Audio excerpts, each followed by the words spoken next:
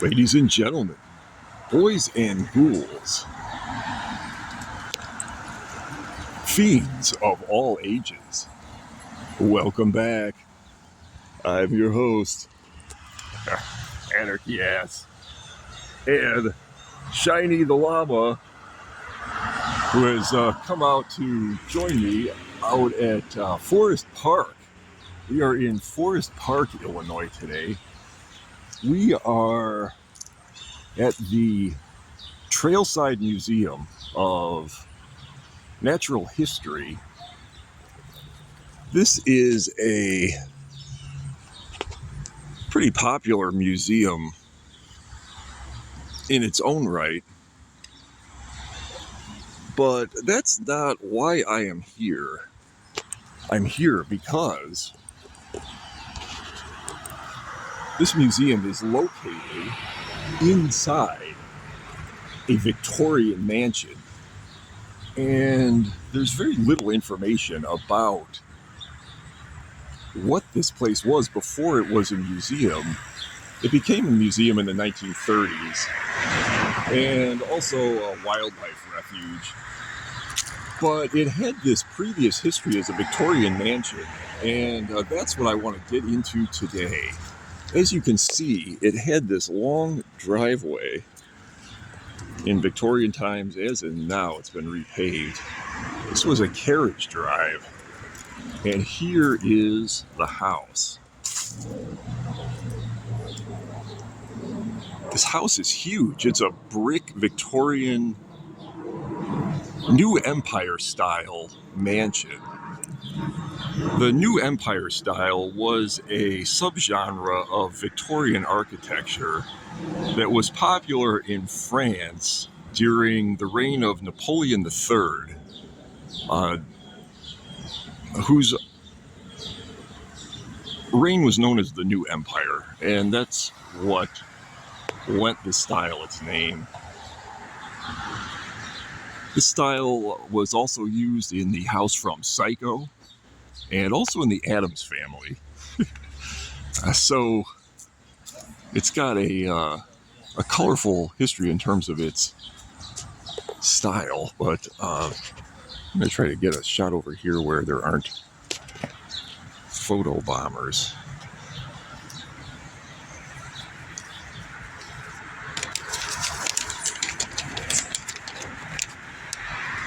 The museum building was built in 1876 by Abraham J. Hoffman and his wife, who purchased the land from the Thatcher family. Nearby is Thatcher Woods. This is on the corner of Chicago Avenue. And the Thatcher family lent their name to the woods as well.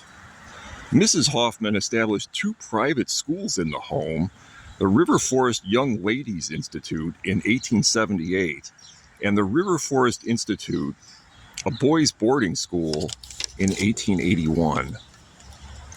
The girls' school was a finishing school. I did a little checking on that, and it really didn't last long. But people would send their children here to become young ladies and gentlemen in the Victorian tradition. The schools were closed and the home sold to Hugh McFarlan, a wealthy carriage maker who lived there with his family until selling the house and land to the Forest Preserve District in 1919. Now, I wasn't able to find any pictures of Abraham J. Hoffman or his wife. However, I did do a little checking into the background of one Hugh McFarlan. When researching Hugh McFarlan, I first came across this Hugh McFarlan. This is not the man to which I was referring to. However, this is, I believe, his father. Definitely an ancestor of his who was a big deal politician in Wisconsin and was born in Ireland. So he was an Irish immigrant. However, digging into his genealogy, I did find the Hugh McFarlan that I was looking for. And this is him. This is his son. Hugh McFarlan lived into the 1950s, so this is about what he looked like. He was really young when he owned this home, and I don't know what financial ills befell him when he was living here that made him sell off all of his property and leave. He went back to Wisconsin, where he later died. Hugh McFarlan was born in 1867, June 26th, 1867, in Portage, Columbia County, Wisconsin. Died 19th of December, 1952, in Norwood Park Township, Cook County. So he did return to Illinois at some point where he died, but he's buried in Wisconsin with the rest of the McFarlanes. And I was able to find a photograph of his grave. This is in Wisconsin, though. This is where he eventually came to rest.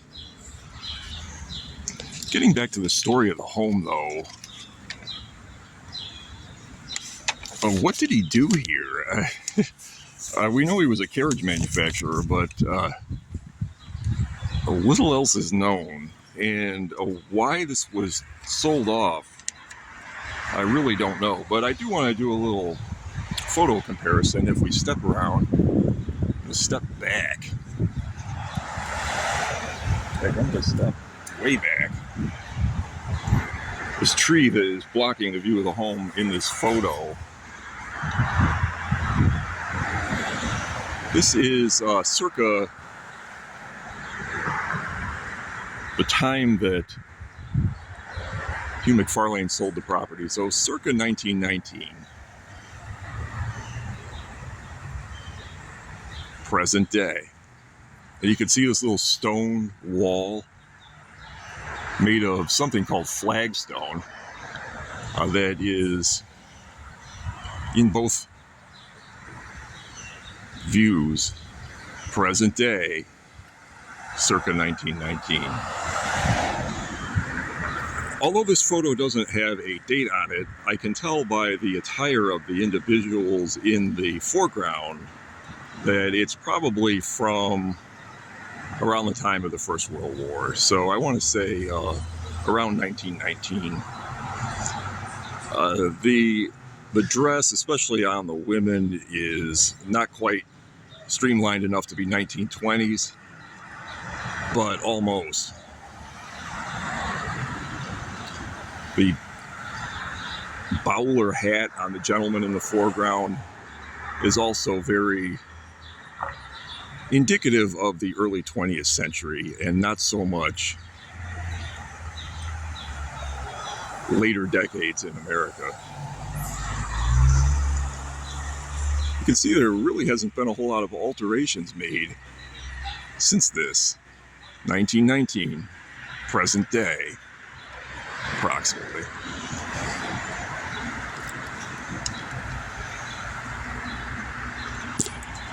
We're going to take a little sojourn around the property because there's wild animals that are being restored to life here. I shouldn't say they're alive, but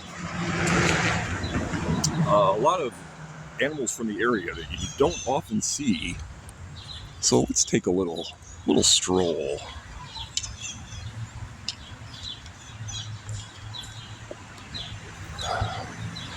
And maybe get a few shots of the interior.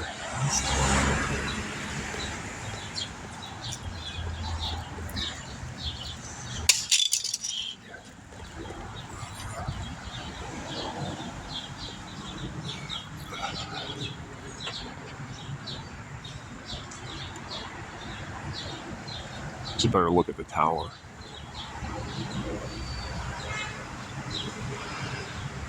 The roof is a mansard roof that I can't really get from this angle, but that's very common in the style of architecture, and this is really perfectly preserved.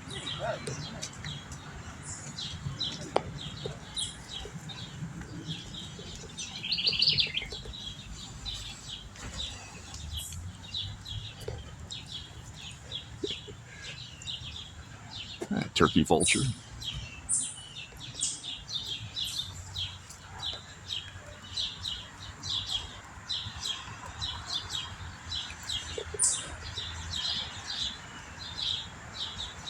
Here's a horned owl. He's way back there, though.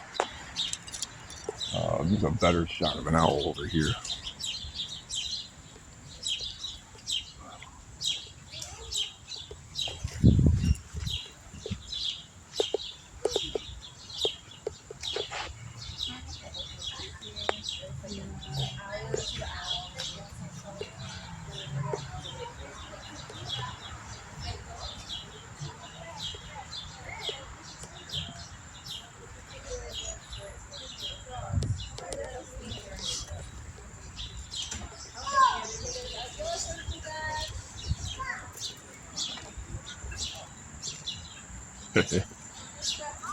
These little guys are all over. Little ground squirrels. Hey, where's Chip and Dale?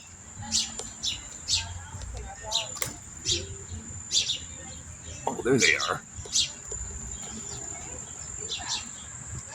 Here's a shot of the back of the house. This is the servants' quarters, now connected to the home. And you can see the little tower still with its ornamentation. That's the flower.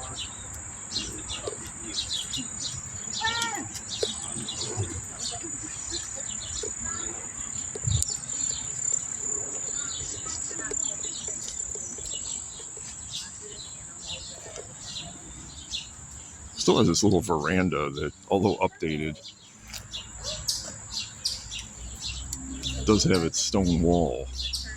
I'm going to try to get some shots of the interior, which is open today.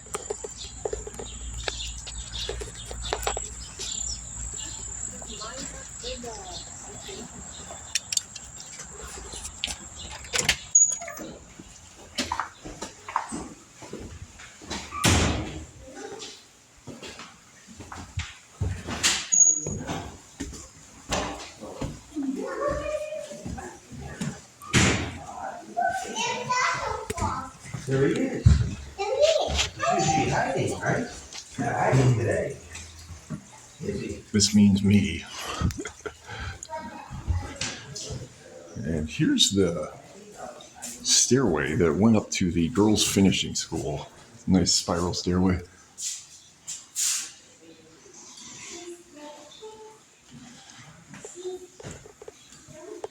Here is the living room.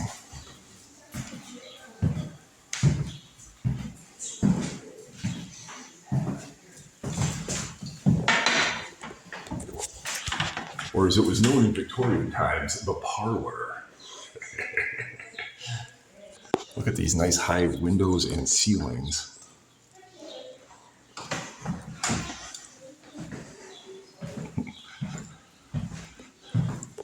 And the original fireplace.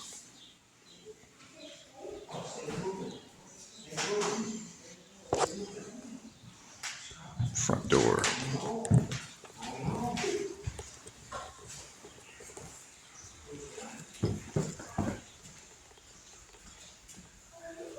There's no lighting up there, or else I would be tempted to sneak around. Look at this alcove.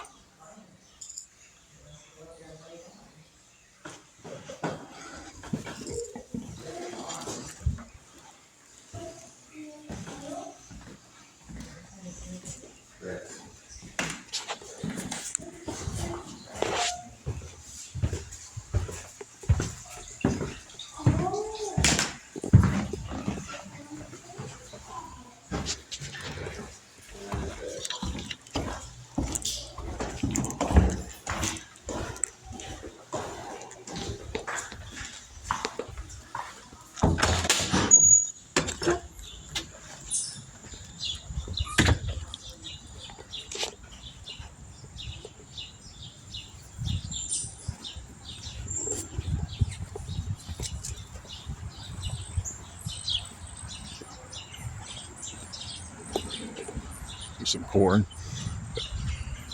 Now, if we continue through the backyard, there's this wonderful little stairway that goes down to the river, still intact. And I'm going to take a little stroll.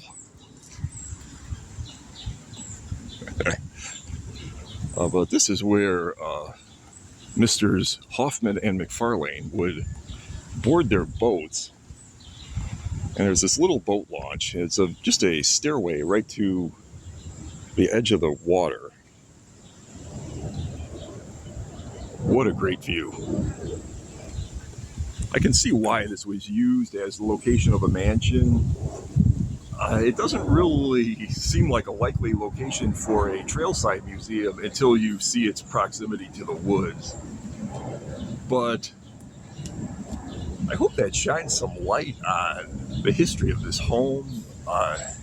Many visitors inquire about the history of this place, and prior to its use as a museum, there's very little factual knowledge about it, even on the part of the staff. They don't seem to know much. The website is also very devoid of info, so I hope that shines a little light on the subject. A couple of shout outs. I want to shout out to findagrave.com. Great site if you want to locate graves that are not local. And a big shout out to Jim Watson for the addition of Shiny the Llama. I named him that because he's so shiny. And shout out also to everybody who inquired about this. It's really well known in the Chicagoland area when Victorian history is brought up, but really took some digging to find out any real information about it.